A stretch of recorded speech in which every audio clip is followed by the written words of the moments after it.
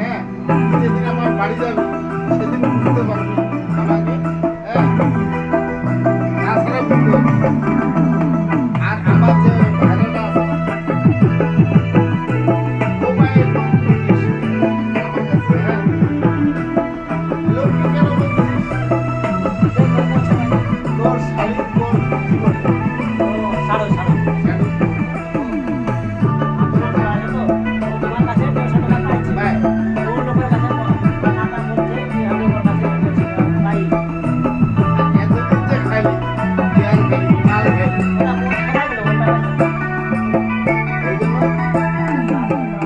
এই যে বিয়ারা বিয়ারা 40 টাকা আর কত বলবি 30 টাকা